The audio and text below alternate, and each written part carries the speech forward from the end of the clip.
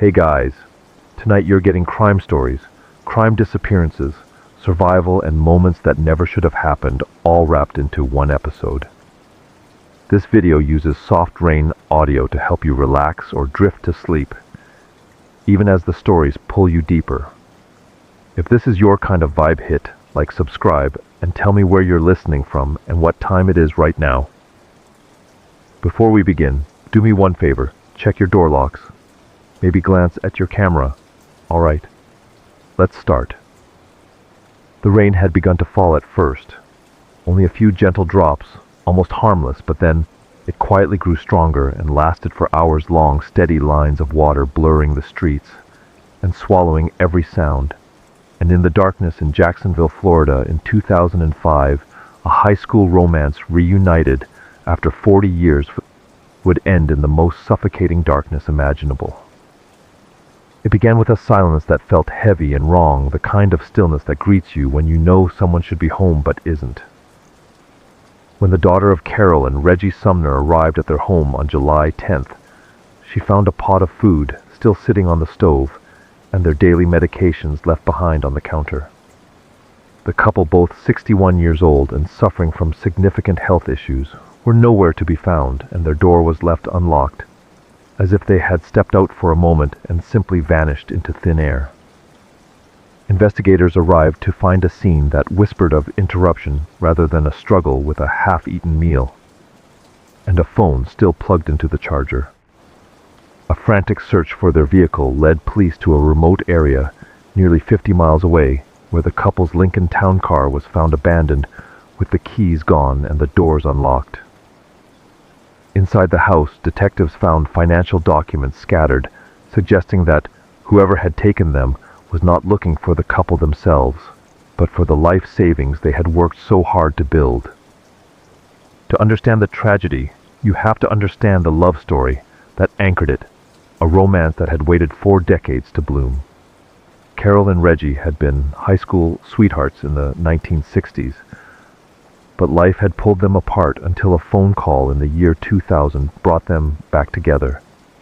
They married and moved to Florida to live out their golden years in peace, believing they had finally found their safe harbor after lifetimes of hardship, including Carol surviving a brutal shooting by a previous husband. In their new neighborhood, they befriended a young woman named Tiffany Cole, a neighbor they treated with the warmth and generosity of grandparents. They sold her a car, invited her into their home, and trusted her implicitly, never suspecting that she was watching them, with the cold calculation of a predator. Tiffany knew about their health struggles, their routine, and most importantly, she knew about the money they had recently acquired from the sale of their previous home in South Carolina. Tiffany was not working alone. She had brought her boyfriend Michael Jackson and 2 other men, Alan Wade and Bruce Nixon, into a dark conspiracy. The group had spent days planning not just a robbery, but an abduction that would eliminate the only witnesses to their crime. They traveled across state lines into Georgia days before the attack, driving deep into a remote wooded area where they took turns digging a large hole 6 feet deep and 4 feet wide, preparing a grave for 2 people who were still alive. On the night of July 8th, the group put their plan into motion, driving to the Sumners' home in a rental car, while Tiffany waited outside in the dark. Alan and Bruce knocked on the front door and asked to use the telephone, claiming they were having car trouble and needed help. Carol, recognizing the face of a friend's acquaintance, or perhaps just driven by her own kindness, opened the door to let them in, unknowingly inviting a nightmare into her living room that would never leave. Once inside, the facade of a neighbor in need vanished instantly as the men produced a fake gun and forced the terrified couple into submission. Because of their frailty, Reggie was virtually confined to a wheelchair, and Carol had undergone chemotherapy. They could offer no physical resistance against the young men. They were bound with duct tape, their eyes and mouths covered, and were dragged out of the sanctuary of their home and shoved into the trunk of their own Lincoln Town car. The drive to the Georgia border must have felt like an eternity of suffocating heat and terrifying unknowns for Carol and Reggie, huddled together in the darkness of the trunk. They had no way of knowing that the people driving the car were not just thieves, but individuals who had already dug their resting place days in advance. When the car finally stopped and the trunk opened, the couple was clutching each other, holding hands and praying in the only way they could, seeking comfort in their terrifying isolation. The group forced the weeping couple toward the pre-dug hole, ignoring their muffled pleas for mercy and their compliance with every demand. They were pushed into the earth, sitting next to one another in the dark soil, terrified, but still together in their final moments. The men then began to shovel dirt into the hole, covering the couple while they were still breathing, sealing them in a tomb of silence and earth while Tiffany held the flashlight to guide their work. After the burial, the group returned to their lives with a chilling lack of remorse, celebrating their theft with a limousine ride and champagne. They used the couple's ATM cards to withdraw cash, unaware that their spending spree was leaving a digital trail for the police to follow. Security cameras captured their faces as they drained the accounts, and police were soon able to track their movements to a motel in South Carolina, where the reality of their actions would soon catch up with them. When police raided the motel room, they found Tiffany and the men surrounded by the stolen property, including personal items and coin collections belonging to Reggie. It was Bruce Nixon who eventually cracked under the pressure of the interrogation, admitting to the kidnapping and agreeing to lead detectives back to the woods. He guided them to the remote site in Georgia, a place so quiet and undisturbed that without his help the couple might never have been found. The excavation was a somber and heartbreaking process as investigators carefully removed the soil to reveal the tragic final embrace of the high school sweethearts. Carol and Reggie were found exactly as they had died, huddled together and holding hands, their airways clogged with the dirt that had ended their lives. The autopsy confirmed they had died of mechanical asphyxiation, a slow and terrifying death caused by the weight of the earth pressing down on their chests. The evidence against the group was overwhelming, from the surveillance footage to the confession that laid bare the premeditated cruelty of the crime. During the trial, the prosecution painted a picture of a group so consumed by greed that they viewed human lives as nothing more than obstacles to a quick payday. Tiffany Cole, who had once been welcomed into the Sumners' home with open arms, was sentenced to death, though she would later fight for resentencing, while the men also faced the ultimate penalty for their roles. For the family of Carol and Reggie, the pain was not just in the loss, but in the knowledge of the fear their loved ones endured in their final hour. They found some small solace in the fact that the couple was together until the very end, united in the darkness, just as they had been in life. Their ashes were placed together in a single urn, ensuring that the reunion they had waited 40 years for would never be broken by the cruelty of others. The horror of the earth closing in over two innocent lives leaves a suffocating weight on the soul, a reminder of how quickly trust can be weaponized. But while some killers bury their secrets in the woods, others hide them in plain sight behind a smile and a web of lies that is about to snap. In the quiet suburb of Toronto, a young man named Brett Ryan was preparing for a confrontation that would shatter his family forever. He had hidden a crossbow in his mother's garage, burying it behind construction debris, a silent weapon for a silent crime. He wasn't planning to fix anything around the house that day. He was planning to erase the lies that had spiraled out of control. For years he had worn a mask of success, but on this summer afternoon in August 2016, the mask was about to fall and he was ready to kill to keep it from slipping. To the outside world, the Ryan family was the picture of success and stability, with a father who had worked for a major newspaper and a mother who kept an immaculate home. Brett was one of 4 brothers, and while he wasn't the favorite, he had a knack for charming his way out of trouble. His brothers were high achievers, graduating university and landing prestigious jobs, while Brett struggled to find his footing. He felt the weight of expectation pressing down on him, a need to prove he was just as capable, just as successful, and just as worthy of his parents' pride. Desperate to match his brother's success, Brett concocted a fantasy life where he was a successful engineer at a top technology company. He would dress in expensive suits every morning, leave the house with a purpose, and then spend his days wandering or working menial jobs to keep up appearances. He had already stumbled once, having served time for a string of bank robberies committed years prior to pay off debts, but he had sworn he was on the straight and narrow. His mother Susan believed him, proudly telling neighbors and friends that her son had finally turned his life around. The deception grew deeper when he met a woman named Kristen, a physiotherapist, who fell in love with the man she thought he was. They moved into a luxury apartment with ocean views, traveled to Australia, and eventually got engaged, planning a lavish wedding that Brett absolutely could not afford. He burned through his savings and borrowed heavily from his mother, spinning a web of lies about his salary and his career. He even bought a diamond ring he couldn't pay for, desperate to lock down this perfect future before anyone realized it was built on nothing but smoke and mirrors.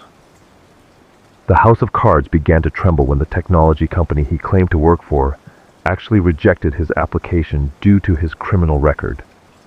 Instead of coming clean, Brett doubled down, pretending he had the job and spending his days fabricating photos of office life to post on social media. But his mother Susan eventually uncovered the truth about his employment status and the mountain of lies he had told. She was devastated and furious, issuing him an ultimatum that would force his hand tell Kristen the truth immediately, or she would do it for him.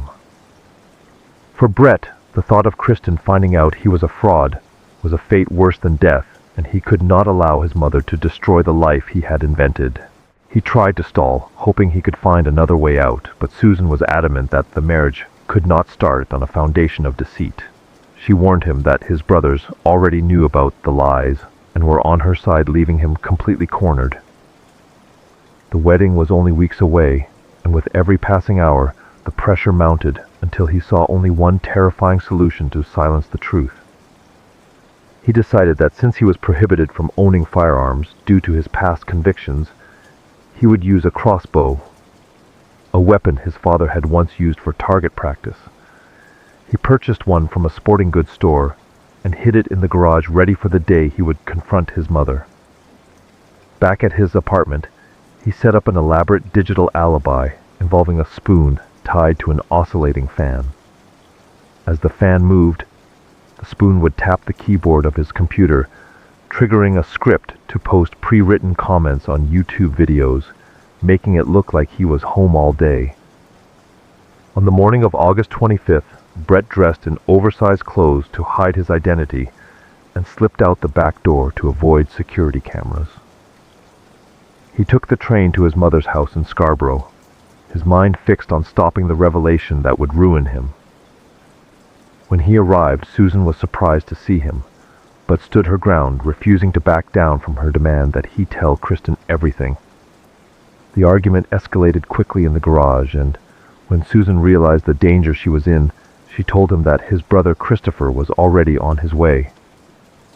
Panic and rage took over as he realized his window of opportunity was closing, and he grabbed the crossbow he had hidden. But in his frenzied state, he couldn't get the shot off, so he resorted to bludgeoning his mother with the weapon instead. When that didn't finish the job, he used a ligature to strangle the woman who had supported him through everything, ensuring she could never speak again. He covered her body with a tarp and dragged it deeper into the garage, then reloaded his crossbow and waited in the shadows for the brother he knew was coming. It wasn't long before Christopher pulled into the driveway, unaware that he was walking into a trap set by his own flesh and blood. He entered the garage, calling out for his mother, confused by the silence and the strange atmosphere. From his hiding spot, Brett took aim and fired a bolt directly into the back of his brother's neck. Christopher collapsed almost instantly, his life ending on the concrete floor of his childhood home. Another victim of a brother who cared more about his reputation than his family. The violence wasn't over as his younger brother, Alexander, arrived at the house, having also been summoned by Susan earlier that day. He walked into the carnage and was immediately targeted by Brett, who fired another bolt that struck him in the neck. unlike Christopher Alexander, didn't die immediately and ran outside screaming for help and collapsing on the driveway. The quiet suburban afternoon was shattered by his cries, drawing the attention of neighbors who could not believe what they were seeing unfold in the Ryan family's garden. Upstairs in the house, the fourth brother Leland had been sleeping completely unaware of the slaughter happening just yards away. He was awoken by the screams and ran downstairs to find Brett attacking the wounded Alexander in the driveway. A desperate struggle ensued as Leland fought his brother, managing to shove him away and escape back into the house to call the police. He was the sole survivor of the massacre, the only one left to carry the weight of seeing his brother turn into a monster. Brett knew there was no escape now. The police were coming, his family was dead, and his lies were laid bare for the world to see. He retreated into the house and used the time he had left to pour himself a glass of water and log on to the Wi-Fi. He didn't try to run or fight anymore. Instead, he typed a final message to his fiancée, Kristen. He confessed that he had lied about everything, that there was no job, no money, and no future, asking for her forgiveness for the horror he had caused. When the police arrived, they found a scene of absolute devastation, with bodies in the garage and driveway and a killer waiting calmly inside. Brett walked out and surrendered, holding his hands up and telling officers exactly where they could find the victims. He admitted to everything immediately, his demeanor shifting from frantic rage to a cold acceptance of his fate. He told them he hadn't planned to kill his brothers initially, but they had become collateral damage in his desperate bid to keep his secret. During the trial, his defense team tried to argue that his actions were driven by severe depression and the immense pressure he felt to succeed. They painted a picture of a man who had snapped under the weight of his own fabrications, but the judge was unmoved by the plea for leniency. The elaborate planning, the crossbow, and the digital alibi showed a level of calculation that contradicted a sudden break in sanity. The court saw a man who had methodically decided that his family's lives were the price he was willing to pay to protect his ego. Brett Ryan was sentenced to 3 consecutive life sentences without the possibility of parole for 25 years, ensuring he would spend the majority of his life behind bars. The judge noted the heinous nature of his crimes, highlighting how he had betrayed the unconditional love of a mother who had only wanted him to be honest. Leland, the surviving brother, was left to pick up the pieces of a life that had been destroyed in a single afternoon. The house that had once been the envy of the neighborhood was now a monument to a tragedy built on lies. The neighbors who had once admired Susan's garden and the family's success were left in shock, unable to reconcile the polite young man they knew with the killer he became. The story of the fake engineer became a cautionary tale about the destructive power of deception and the lengths some will go to maintain an illusion. Brett had wanted to be seen as successful and worthy, but in the end, he became infamous for the most horrific reason imaginable. His desire to avoid shame had led him to commit an act that was infinitely more shameful than any job loss. He sits in prison now, a man who destroyed his past to protect a future that never existed, leaving behind a devastating silence where a bustling family home used to be. While Brett Ryan killed to hide his secrets from the world, our next story involves a young man who killed to get noticed, staging a crime just so he could play the hero. We leave the quiet streets of Toronto for a high school bedroom in Tennessee, where a football player's obsession turns a safe haven into a crime scene. The silence of the Walker household was shattered, not by a scream, but by a sound that didn't belong in a suburban bedroom. It was the sharp, cracking report of a gunshot, followed by the dull thud of a bullet burying itself in a pillow. In the morning, her mother would try to wake her for school, only to find a stillness that no parent should ever encounter. But before the tragedy, there was just a hole in the wall, a small, jagged puncture mark that signaled the end of a teenage romance gone wrong. It was the final escalation in a game of control that had been playing out for months, unseen by the world outside. To the outside world, 16-year-old Emma Walker and 18-year-old Riley Gall were the quintessential high school power couple. She was the spirited cheerleader with a bright smile, and he was the popular football player for Central High. They posted smiling selfies and loving tributes on social media, painting a picture of young love that everyone admired. But behind the filters and the public displays of affection, the dynamic was rotting from the inside out.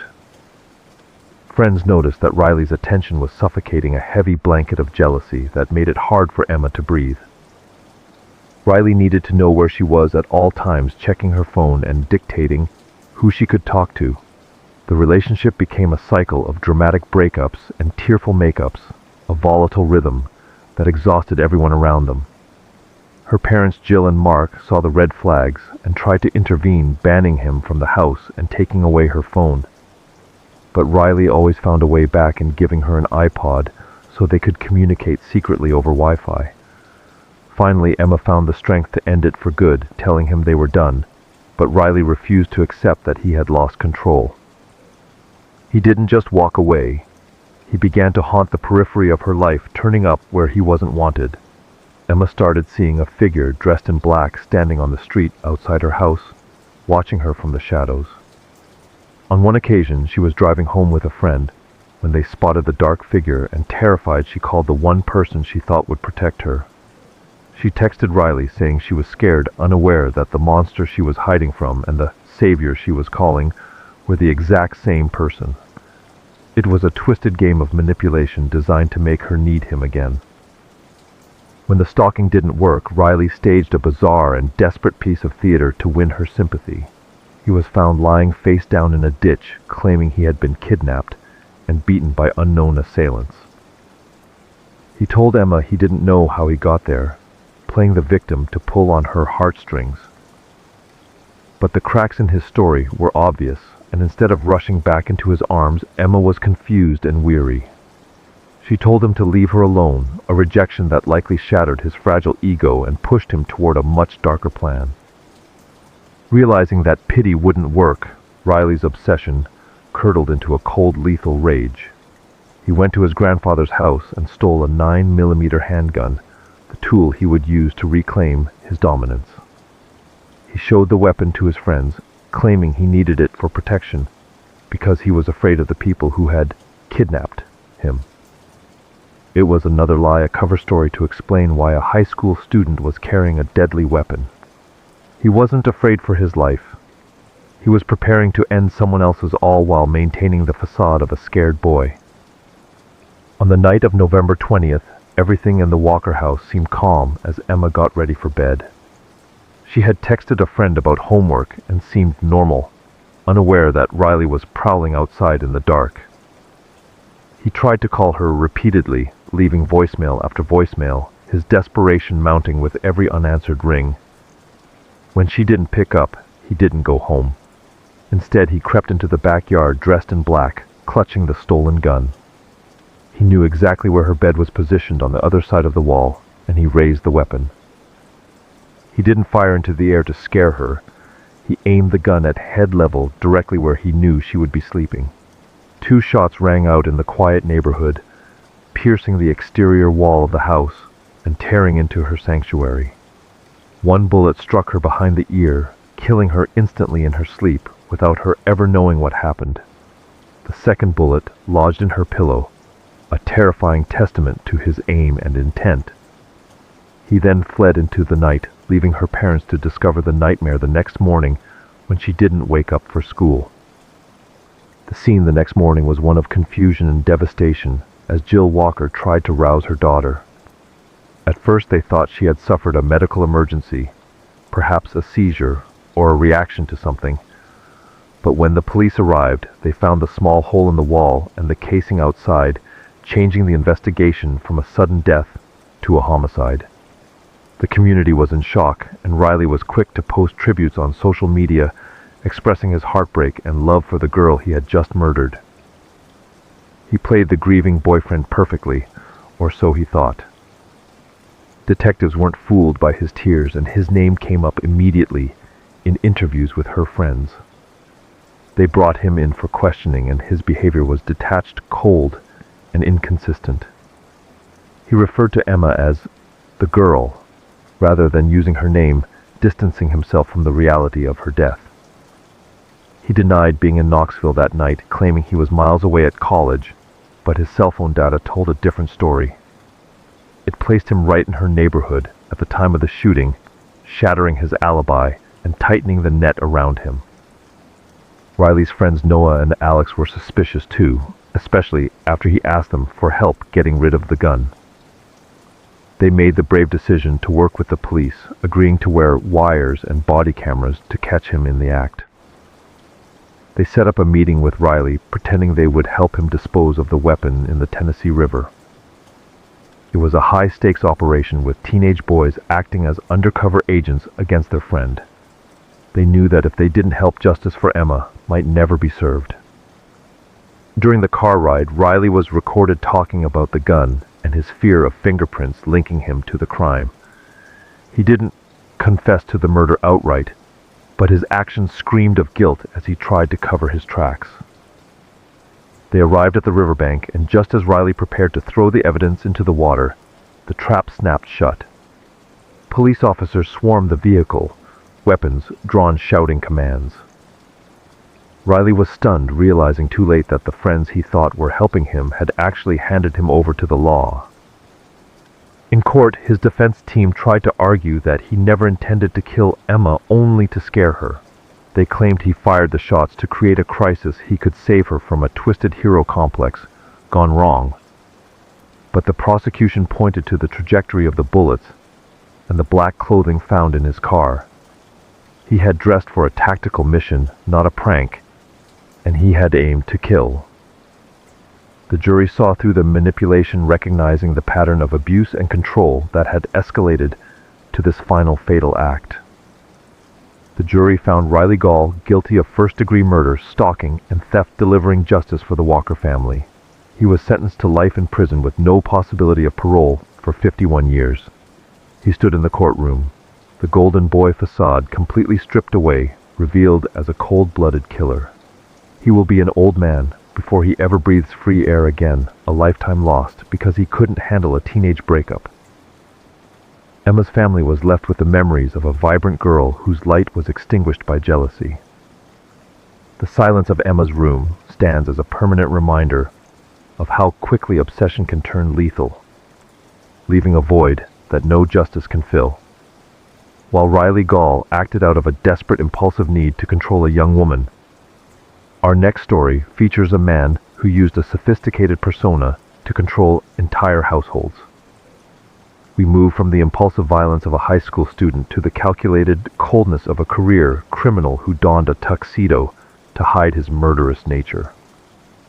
While Riley Gall acted out of impulsive teenage rage, the man in our next story killed with the detached precision of a seasoned professional. Archibald Thompson Hall was a career criminal who didn't just steal from the rich. He became them, adopting a persona of aristocracy that hid a soul capable of absolute darkness. He moved through the drawing rooms of high society as the perfect butler, pouring tea and polishing silver, all while plotting the demise of the very people he served. But his undoing wouldn't come from a grand detective's deduction, but from a tiny bureaucratic error on a freezing winter night in Scotland. It was January 1978 when a silver car pulled up to a hotel in North Berwick, seeking shelter from a biting snowstorm. The hotelier, perhaps sensing something off about the charm of the driver or the nervousness of his passenger, decided to call the local police to check them out. When officers arrived, they noticed a small detail that didn't match the grandeur of the men's demeanor. The tax disc on the windshield belonged to a different vehicle entirely. It was a careless mistake, a slip in paperwork that would lead them to open the trunk and discover the frozen, stiff body of a man stuffed inside. Before he was a murderer, Hall was a con man who had crafted a new identity for himself, inspired by the films he adored in his youth. He called himself Roy Fontaine, a name he lifted from a Hitchcock movie, and he used this persona to infiltrate the homes of the wealthy as a highly recommended butler. He was charming, efficient, and impeccable in his duties, quickly gaining the trust of his employers, including Lady Margaret Hudson in Scotland. But his carefully constructed life was threatened when a former lover and cellmate, David Wright, tracked him down and demanded a piece of the action. Wright was a loose cannon stealing jewelry and threatening to expose Hall's criminal past to his aristocratic employer if he didn't get what he wanted. Hall, terrified that his mask of respectability would slip, decided that Wright had to be silenced permanently to protect his new life. He invited Wright on a rabbit hunting expedition on the estate grounds, a seemingly friendly gesture to smooth over their tensions. But as Wright commented on the beauty of the day, Hall raised his gun and shot him in the back of the head, burying him by a stream and placing rocks over the grave to stop the dog from digging him up. Having tasted blood and gotten away with it, Hall moved to London and secured a position with the wealthy and elderly Scott Elliott couple. He brought in an accomplice, a drifting criminal named Michael Kiddo, whom he had met in a pub to help him rob the house of its antiques and silver. They planned to steal little and often hoping the elderly couple wouldn't notice the missing items amongst their vast collection. But the plan fell apart catastrophically when the lady of the house, Dorothy Scott Elliott, walked into a room and found the two men discussing the robbery. The decision to escalate from robbery to murder was made in a split second, driven by Hall's desperate need to never go back to prison. They smothered Dorothy with a pillow, ending her life in her own bedroom while her husband Walter slept soundly just down the hall. They didn't flee immediately. Instead, they drugged the confused and elderly Walter, put him in the car, and loaded Dorothy's body into the trunk. They embarked on a macabre road trip north to Scotland, with Hall's former girlfriend, Mary Kogel, joining them and wearing the dead woman's expensive fur coat and jewelry. They drove for miles with the sedated husband in the passenger seat and his wife's corpse in the boot, maintaining a facade of normalcy on the motorway. Eventually, they stopped in a desolate area of the Scottish Highlands to dispose of Dorothy's body and deal with Walter. They strangled the old man with a scarf and beat him to death, leaving his body exposed to the elements in the wild terrain. Hall later remarked with chilling detachment on the surprising strength of the old man, noting how hard he had fought for his life in those final brutal moments. The group's unraveling began with vanity and greed. Mary Kogel refused to stop wearing the dead woman's distinctive fur coat. Her insistence on flaunting the stolen wealth drew attention, and Hall, ever the pragmatist, decided she had become a liability. In a cottage in Cumbria, the men beat her with a fireplace poker and suffocated her with a plastic bag before dumping her body in a stream on Christmas Day. The body count was rising, and Hall was systematically eliminating anyone who could link him to the crimes. The final victim found in the trunk of the car that snowy night in North Berwick was someone Hall had known his entire life. It was his own brother Donald, a man Hall despised, and whom he had recently bailed out of prison. Donald had learned too much about the murders, and according to Hall, was a pedophile who deserved to die. Hall tricked him into letting them practice tying someone up for a robbery, only to chloroform him and drown him in a bathtub once he was helpless. When the police in North Berwick ran the check on the car, they discovered the tax disc was from another vehicle, because Hall had a superstition about the original plate containing the number 999. This trivial superstition led to his capture, as the mismatched disc gave the officers probable cause to search the vehicle. Hall tried to escape through a bathroom window at the police station, but he was caught at a roadblock shortly after. When questioned, he calmly confessed to everything, leading police to the burial sites of all his victims across the country. Archibald Hall, known in the press as the Monster Butler, was sentenced to multiple life terms for the murders of 5 people. He spent the rest of his days in prison writing memoirs and cultivating his image as a gentleman criminal, even as he rotted in a cell. He died behind bars in 2002, an old man who had spent his life serving death to those who trusted him. He had played the role of the perfect servant so well that no one noticed the monster standing in the shadows with a silver tray. We move from a man who used his position of servitude to access his victims to a man who used a position of authority to trap them. In our next story, we leave the drawing rooms of the British aristocracy for a modern apartment complex in Florida, where a badge and a uniform become the ultimate disguise for a predator. The apartment door was locked tight, and to anyone walking down the hallway of Uptown Place in Orlando, everything seemed perfectly normal on that Sunday morning. But inside Unit 345, the air was thick with the chemical sting of bleach, a scent that tried and failed to mask the tragedy in the bedroom. When police finally entered for a welfare check, they found no signs of forced entry, only a stillness that felt heavy and wrong. Sasha Samsudin, a vibrant 27-year-old social media manager, was found wrapped in her duvet, her life stolen in the very place she felt safest. Sasha was the kind of person who lit up a room described by friends as energetic, hardworking, and deeply loved by everyone who knew her. She had spent the day cheering on her local soccer team before heading to the Attic nightclub to celebrate their victory with a group of close friends. It was a night of joy and dancing, but as the hours wore on, the group separated and Sasha decided to head home alone.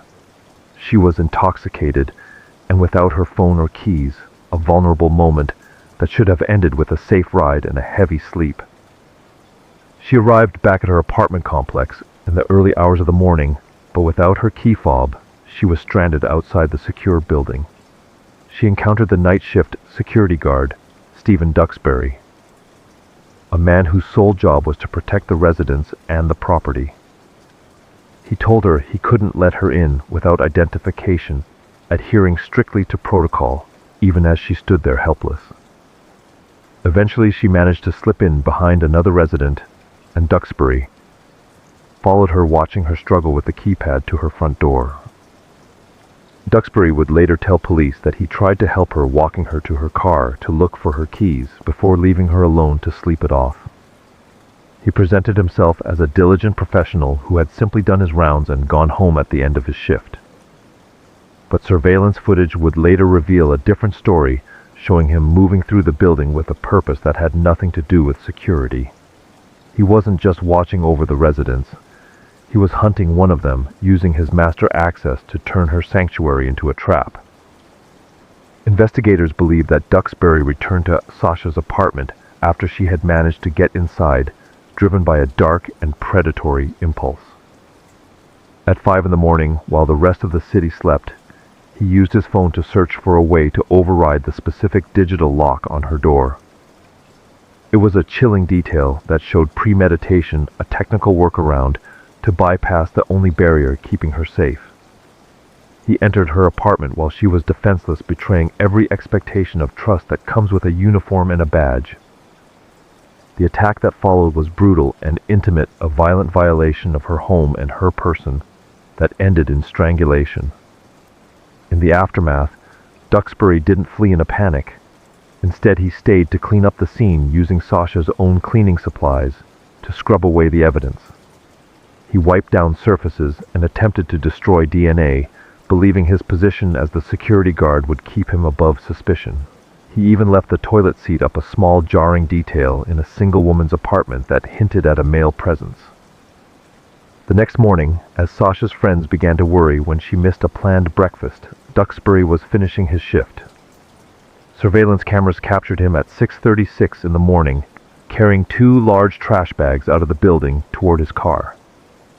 It was a task that was decidedly not part of his job description, and the timing was suspicious, occurring long after his shift was supposed to have ended. Those bags contained the evidence of his crime, removed from the building by the very man paid to secure it. When detectives brought him in for questioning, Duxbury played the role of the helpful witness, offering details about seeing her come home. But his story began to unravel when a polygraph test indicated deception, particularly when he was asked if he knew how she had died. He denied knowing she was strangled, a fact that had not yet been released to the public, yet his physiological responses betrayed him. The mask of the concerned security guard was slipping, revealing the cold calculation underneath. The forensic team scoured the apartment for anything he might have missed during his cleanup, and they found a single damning clue.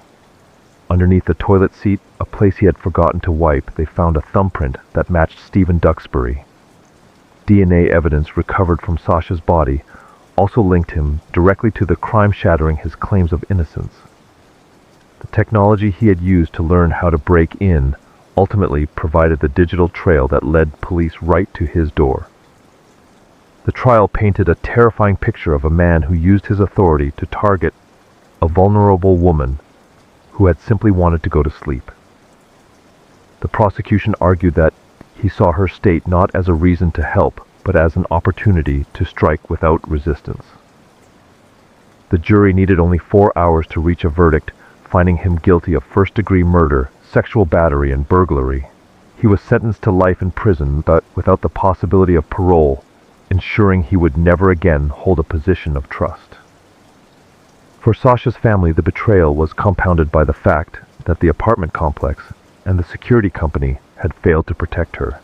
They later filed a lawsuit alleging that there had been previous complaints about Duxbury harassment of other residents, warnings that were ignored. It was a tragic reminder that safety is often an illusion dependent entirely on the integrity of the people we hire to provide it. Sasha's vibrant life was cut short because the person watching the cameras was the one she needed to be watched for. Stephen Duxbury sits in a cell today, a man who traded his badge for a prison number, leaving a community to grapple with the violation of their safe haven. We move from a modern predator who used technology and a uniform to a historical predator who used a mask and the shadows. Our next story takes us back to the 1970s in England, where a university town was gripped by fear as a serial attacker stalked the night, leaving a signature that terrified an entire city. In the mid-70s, the historic university town of Cambridge was gripped by a fear so intense it changed the way people lived their lives. A shadow was moving through the night, slipping into homes where women slept alone, bringing a terror that no lock seemed able to stop. He wore a grotesque leather mask that had the word "rapist" scrawled across the forehead, a chilling signature that announced his intent before he even spoke a word. He was a phantom who knew the layout of the city, perfectly using the back alleys to vanish long before the police could ever catch him. It began in October 1974 with a break-in that escalated into a violent sexual assault on a young woman in her own home. The attacker was described as short and young, but he was careful to hide his face, sometimes using a wig to confuse his victims. He would cut the power to the house, plunging his victims into darkness before creeping up the stairs with a knife in his hand. He spoke to them, describing exactly what he was going to do, terrorizing them, psychologically as well as physically. The attacks became more frequent and more brazen, moving from private homes to university dorms, where students should have been safe. Police realized he was using a bicycle to evade their roadblocks, pedaling quietly through the shadows while sirens wailed in the distance. He began to taunt the city, writing messages in lipstick on windows that read, "Sleep tight, the rapist," ensuring that fear remained even when he was gone. The women of Cambridge formed protection groups, terrified to be alone, while the police launched the biggest manhunt the city had ever seen. Desperate to catch him, investigators turned to a groundbreaking method that had never been used on such a massive scale before. Forensic scientists determined the attacker had a rare blood type and was infertile, a biological profile that gave them the way to narrow down the suspect list. They asked every man in the area who fit the description to provide a saliva sample, and thousands of men lined up to clear their names. But one man, a delivery driver named Peter Samuel Cook, had already been questioned and released, hiding behind a mask of arrogance and a seemingly slud alibi. By June 1975, the police were under immense pressure and deployed undercover officers to hide in the hedges and shadows of the city. They were waiting for any sign of movement in the dead of night, hoping the predator would make a mistake. One night, a constable spotted a figure cycling down the road, a appearing to be a woman with long blonde hair. But something about the rider felt wrong, and the officer's instincts kicked in, urging him to step out and intercept the cyclist before they could disappear into the dark. The officer stepped into the road and knocked the cyclist off the bike, sending the rider sprawling onto the pavement. As the figure hit the ground, the long blonde wig fell away, revealing the face of Peter Samuel Cook underneath. He was carrying a bag that contained the tools of his trade, including the terrifying leather mask, a knife, and the equipment he used to fuse the lights. He had been on his way to or from another attack, riding right into the net that had been tightening around him for months. When police searched his property, they found a disturbing cache of trophies that revealed the extent of his double life. Hidden away were wigs, stolen women's clothing, and ether, proving that the delivery driver had been living out a sick fantasy for years. He had used his job to scout locations, learning the schedules of women living alone, so he could strike when they were most vulnerable. The man who had terrorized a city was finally unmasked, revealing a monster who had hidden in plain sight. Peter Cook was sentenced to 2 life terms, ending the reign of terror that had kept Cambridge awake for so many nights. He died in prison decades later, taking the true reasoning for his crimes to the grave with him. While Cook was a stranger who broke in from the outside, our next story involves a betrayal that came from within the closest circle of trust. We move from the historic streets of England to a quiet parking lot in Florida, where a friendship turns fatal over a teenage romance. The parking lot of a Walmart in Gainesville, Florida is a place of bright lights and constant movement where people buy groceries and go about their lives. But on a humid afternoon in September 2012, it became the silent stage for a betrayal that had been festering for months. Inside a parked SUV, 2 young men sat talking, or so it appeared to anyone walking by with their shopping carts. One was fighting for air as the life was slowly squeezed out of him, while the other watched, checking the time to see how long it would take for his best friend to die. Christian Aguilar and Pedro Bravo had been friends since their days at Doral Academy, sharing the kind of bond that usually survives the transition to college. They had both moved to Gainesville to start their new lives, with Christian studying biomedical engineering at the University of Florida and Pedro enrolling at a nearby community college. But there was a third person in their dynamic, a young woman named Erica Freeman, who had dated Pedro in high school. When she broke it off and eventually started seeing Christian, the friendship turned into a dangerous rivalry that only one of them knew existed. Pedro played the role of the accepting friend perfectly, telling everyone he was fine with the new relationship, even as he was consumed by a jealous rage. He poured his dark thoughts into a journal, filling pages with obsessive plans to win Erica back and eliminate the obstacle in his way. He wasn't just venting. He was preparing, visiting a store days in advance to purchase a chilling list of supplies. The receipt police later found listed a shovel, a roll of duct tape and sleeping pills, a shopping list that signaled premeditated murder rather than a heartbroken teen. On September 20th, Pedro reached out to Christian, asking him to hang out and talk about how he was feeling depressed. Christian, being the loyal friend he was, agreed to meet him, thinking he was helping someone in crisis. They went to a Best Buy to purchase a CD, a mundane errand, captured on CCTV, that would be the last time Christian was ever seen alive. They then got into Pedro's SUV, and the trap was sprung not with a weapon of mass destruction but with a strap and the element of surprise. Pedro drove to a quiet corner of a parking lot and made his move, likely drugging Christian first to weaken him before attacking. He later confessed to a cellmate that he strangled Christian with a belt, a process he said took 13 agonizing minutes. He watched the light fade from his friend's eyes, then started the engine and drove out of the lot with the body in the passenger seat. He had to hide the evidence of his crime, driving 60 miles into the darkness, to a remote wooded area where hunters would eventually find a shallow grave. When Christian didn't come home, his family and Erica knew immediately that something was wrong, and suspicion fell on Pedro almost instantly. He told police he had beaten Christian up and dropped him off by the side of the road, a story that crumbled under scrutiny. Detectives found the receipt for the shovel and the duct tape in his apartment, along with Christian's backpack hidden in his closet. His car was washed and cleaned, but forensic experts found the soil in the wheel wells that matched the remote burial site. During the trial, a myth circulated that Pedro had asked Siri where to hide a body, but the real evidence was far more damning than a digital assistant. His own journal entries and the testimony of a cellmate painted a picture of a cold, calculated killer who felt justified in his actions.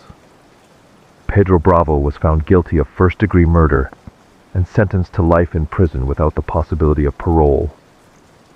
He had destroyed 2 lives that day, Christian's and his own, all for a girl who had already moved on. The betrayal of a friend is a knife that cuts deep, but at least in this case, the family eventually got answers and a body to bury. In our next story, the wilderness swallows a child whole, leaving behind no body, no answers, and a mystery that spans decades. We move from the swamps of Florida to the rugged Elkhorn Mountains of Montana, where a simple family picnic turns into a 40-year nightmare that begins with a vanishing girl. The Elkhorn Mountains of Montana are a place of breathtaking beauty where the wilderness stretches out for miles in a vast silent ocean of trees and rock. But on a warm Saturday in June 1983, that silence swallowed a 4-year-old girl whole, leaving behind a mystery that would haunt her family for decades. Nylean Marshall was attending a picnic with her family and the Capital City Radio Club, a happy gathering of friends enjoying the great outdoors near the Beaver Dams. She was an angelic child with dimples and brown hair, dressed in a bright yellow shirt and shorts that playing near the creek with the other children. The children were exploring the area, skipping stones and catching frogs, enjoying the freedom that comes with a summer afternoon in the forest.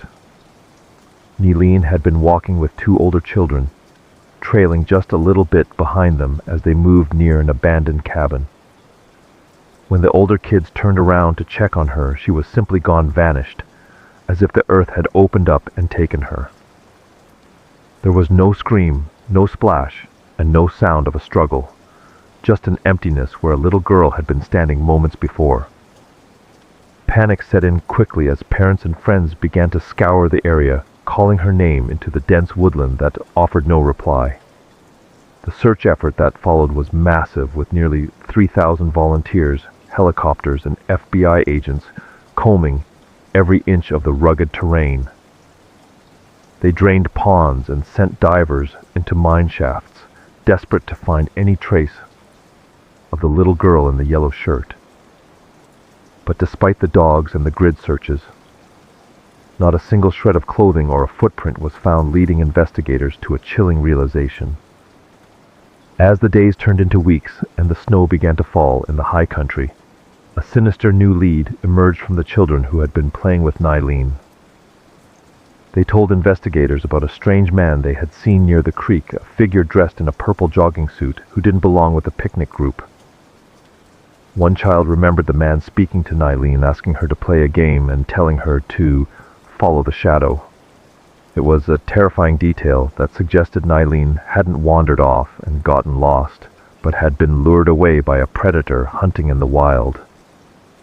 The investigation hit a wall of frustration, with the FBI at one point harshly questioning the grieving parents, even suggesting they were responsible. But Nancy and Kim Marshall refused to give up, plastering the country with missing persons posters and hoping for a miracle. That miracle never came, but 2 years later, a dark voice from the void reached out to taunt them. An anonymous man began calling the National Center for Missing and Exploited Children, claiming he had taken Nylean and was raising her as his own. The caller, who also sent detailed letters, claimed he had picked Nylean up on the road and decided to keep her because he loved her. He described traveling with her across the country and even to Britain, boasting that nobody questions passports. The letters contained disturbing undertones of sexual abuse hidden beneath a twisted narrative of care and affection. He claimed he was educating her at home and that she was happy, a psychological torture designed to keep the family in a state of perpetual anguish. The FBI managed to trace the calls to a phone booth in Madison, Wisconsin, linking the voice to the letters through handwriting and location. But just as they seemed to be closing in, the line went dead, and the man disappeared back into the shadows from which he came. The leads dried up, leaving the marshals with nothing but the haunting words of a stranger who claimed to possess their daughter. Every sighting and every tip that followed turned out to be a dead end, a cruel glimmer of hope that was quickly extinguished. Tragedy would strike the family again years later when Nancy, still searching for peace, traveled to Mexico. She was found dead in her hotel room, the victim of a brutal beating that police initially tried to rule as a suicide. Her husband Kim was convinced she had been murdered, perhaps because she had asked too many questions, or simply because tragedy followed them. He brought her body home to bury her, leaving him the sole bearer of the mystery of what happened to their little girl. Nylene Marshall has never been found, and the man in the purple jogging suit remains a ghost story told to warn children in the mountains. The case is still open, a cold file in a sheriff's office that represents a wound that has never healed for the community. To this day, searchers who were there remember the desperate hunt, saying that whenever they are in the woods, their eyes are always looking for a flash of yellow. The wilderness can hide secrets for a lifetime, swallowing the truth until it becomes part of the landscape itself. While Nylene was taken by a stranger in the woods who vanished without a trace, our next victim was hunted by a man who wore a uniform and was supposed to be a protector. We leave the silent forests of Montana for a bustling barracks in Scotland, where a soldier's discipline twists into a deadly obsession that crosses borders. Alice Ruggles was the kind of person who seemed to vibrate with energy, a natural entertainer who could light up a room with just a smile and a quick-witted joke. She was a talented fencer who had represented her country and a hard-working professional who had fallen in love with the city of Newcastle, making a life there, far away from her childhood home. Her friends adored her, describing her as the life of the party, but that light began to dim when she met a man who wanted to keep it all for himself. She met Lance Corporal Tremont Harry Dillon online, a soldier based in Edinburgh who seemed charming, attentive, and disciplined, everything a young woman might look for in a partner. At first, the long-distance romance was exciting, filled with visits between cities and intense affection. But the intensity soon curdled into something suffocating and dark. Dillon began to criticize her appearance, and her friends slowly isolating her from her support system until she felt like a shadow of her former self. When Alice finally found the strength to end the relationship, Dillon refused to accept that his control over her was gone, launching a campaign of harassment that was relentless. He hacked into her social media accounts to monitor her messages and bombarded her with emails, alternating between pathetic apologies and terrifying threats to ruin her reputation. He contacted her family and friends, trying to manipulate them into forcing her back to him, proving that he had no boundaries when it came to getting what he wanted. The stalking escalated physically when Dillon drove 120 miles from his barracks to her flat in Gateshead, prowling around the property in the dead of night. He knocked on her bedroom window and left flowers and chocolates on the sill, a gesture that might have been romantic if it hadn't been accompanied by a chilling voicemail. He left a message saying he had come to prove he didn't want to kill her, a statement that terrified Alice, because the thought of murder had never even been spoken aloud until then. Terrified by his behavior, Alice contacted the police for help, hoping that the law would provide a shield against the man who was hunting her. Officers issued a police information notice, or PIN, to Dillon, warning him to stay away and stop contacting her, but it was a warning that lacked the teeth of a full restraining order. Alice felt a temporary sense of relief, believing that the military discipline and the police warning would surely be enough to stop him, but she was tragically mistaken. Dillon ignored the warning almost immediately, sending a parcel to her home containing photographs and a letter that claimed he was moving on, yet served only to prove he could still reach her. Alice reported the breach to the police, but the response was lackluster, leaving her feeling dismissed and palmed off by the very people supposed to protect her. She told her sister that she felt the police wouldn't actually do anything, until he stabbed her, a prophecy that would become a horrific reality just days later. On the afternoon of October 12th, Dylan drove down from Scotland again, parking his car nearby and waiting for Alice to return from her job at Sky. He bided his time by messaging other women on dating apps, treating the impending violence as just another item on his schedule while he waited for the sun to go down. When Alice arrived home and locked the door, she thought she was safe for the evening and aware that he was already climbing the garden fence to break in through the rear window. He forced his way into the ground floor flat and grabbed a large knife from the kitchen, cornering Alice in the bathroom, where she had nowhere left to run. The attack was brutal and decisive as he slit her throat from ear to ear, leaving her with catastrophic injuries that no one could have survived. He fled the scene immediately, leaving her body on the bathroom floor and driving back to Edinburgh, as if he had simply finished a mundane errand, tossing his phone and the weapon along the way. When her roommate Maxine returned home an hour later, she found the front door locked and had to climb through the window, calling out for Alice in the silence. What she found in the bathroom was a scene of absolute horror, sending her screaming back out into the street to dial emergency services. Paramedics arrived quickly, but there was nothing they could do to save the vibrant young woman who had been failed by the system at every turn. Police tracked Dylan's car using automatic number plate recognition cameras, proving he had made the journey to Newcastle despite his initial denials. He was arrested at his barracks and tried to spin a web of lies, claiming Alice had attacked him, and died in a tragic accident during a struggle. But the jury saw through his cold performance and the overwhelming forensic evidence, convicting him of murder after a trial that exposed his manipulative nature. Tremont Dillon was sentenced to life in prison with a minimum term of 22 years, a sentence that offered some justice but no comfort to a devastated family. The case sparked a national outcry in the United Kingdom, leading to changes in how police handle stalking complaints, and the creation of the Alice Ruggles Trust to educate others on the signs of coercive control. Her death stands as a stark reminder that stalking is not just a nuisance, but a slow-motion murder in progress that requires immediate intervention. The system failed to see the danger lurking behind a soldier's uniform until it was too late, leaving a family to mourn a daughter who knew she was being hunted. We move from a young woman trapped by a stalker in the real world to a teenager lured away by a phantom in the digital world. Our next story takes us from the United Kingdom to the heat of Arizona, where a girl vanishes into the night, leaving behind a note that promised a return that never happened. In the early morning light of a Sunday in September 2019, Jessica Nunez woke up to a silence that felt heavier than usual. It was 7 o'clock, and as she began to prepare breakfast for her family, she noticed the back door was slightly ajar. She called out to her husband asking if he had let the dogs out, but he hadn't touched the door since coming home late the night before.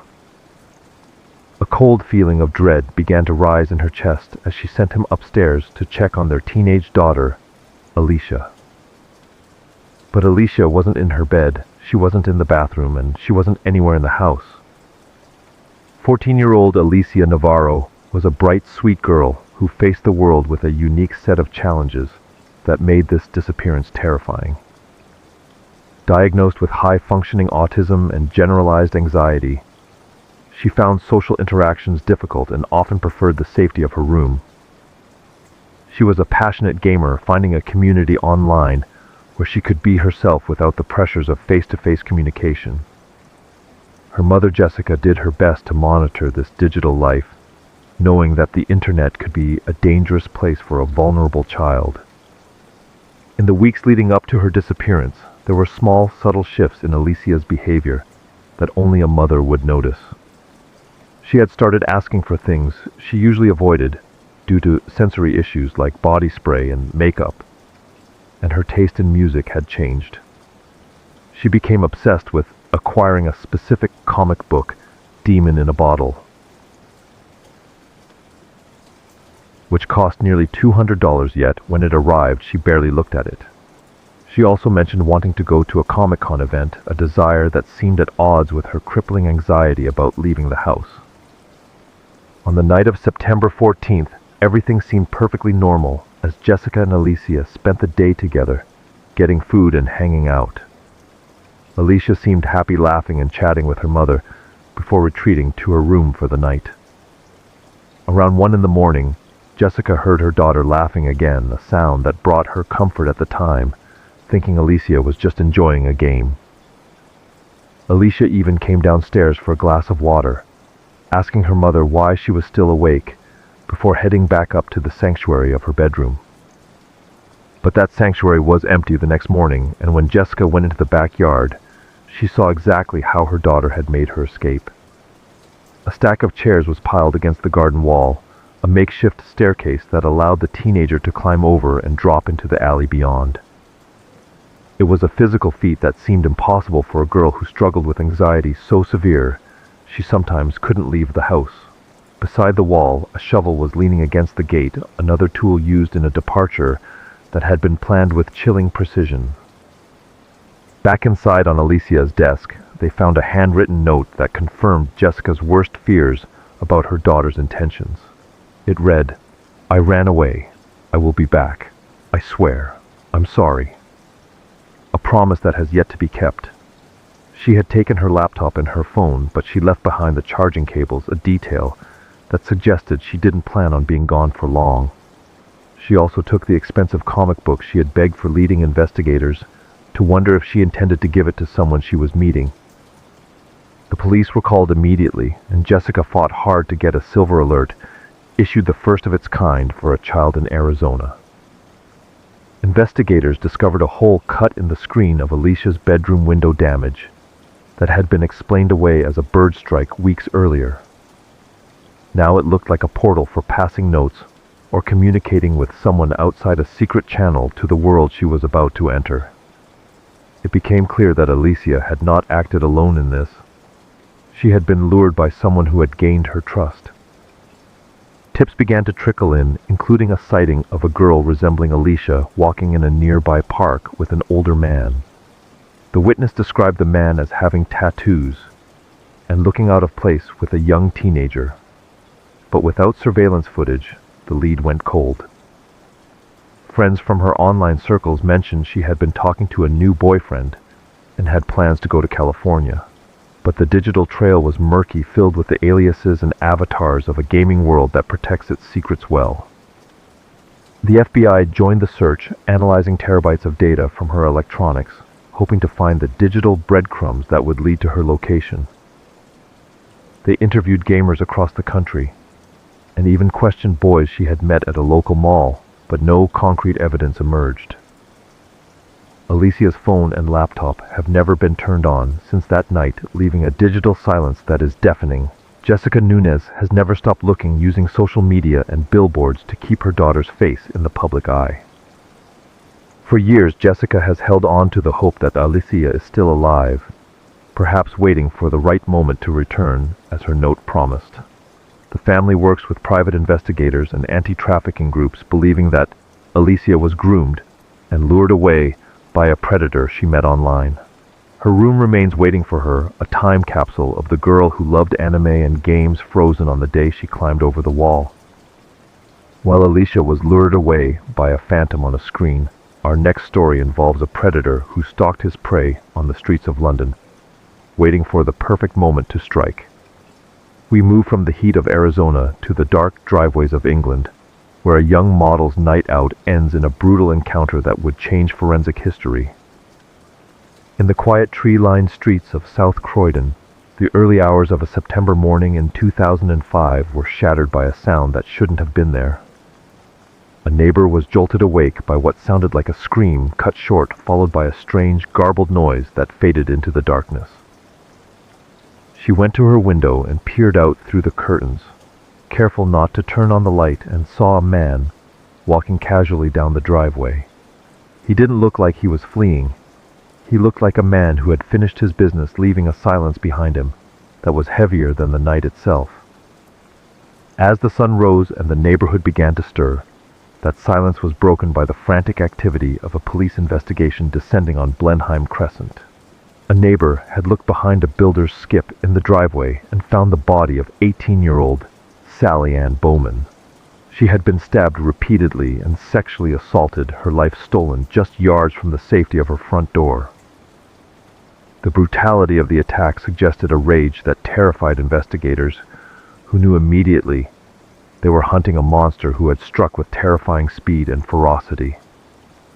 Sally Ann was a vibrant young woman with the world at her feet, a talented singer and model who studied at the prestigious British School alongside future stars. She had spent the evening celebrating a birthday, dancing and laughing at a bar full of the energy that made her a star in the making. She had been dropped off by her ex-boyfriend Louis, and they had sat in his car arguing for nearly 2 hours before she finally got out. She walked toward her house alone, unaware that a predator was watching her from the shadows, waiting for the car to drive away.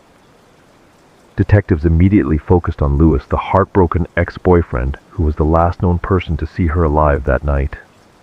It seemed like the classic scenario of a domestic dispute turning fatal, and he was arrested and questioned for days while the community watched.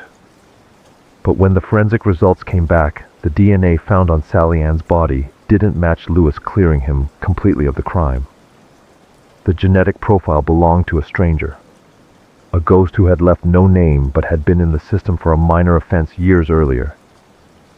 The DNA linked the murder to a cold case from 4 years prior, an indecent act committed in a telephone box just miles away from the crime scene. It was a disturbing escalation, proving that a sexual predator had graduated from flashing to rape and murder in a short span of time. The realization sent a chill through the community as police launched the largest manhunt in London's history to find the man before he could strike again. They swabbed thousands of local men desperate for a familial match that would lead them to the killer. For 9 agonizing months, the killer remained a phantom walking the streets, while Sally Ann's family lived in a suspended state of grief. Then a stroke of luck occurred in a pub miles away, where a man got into a drunken brawl over a televised football match.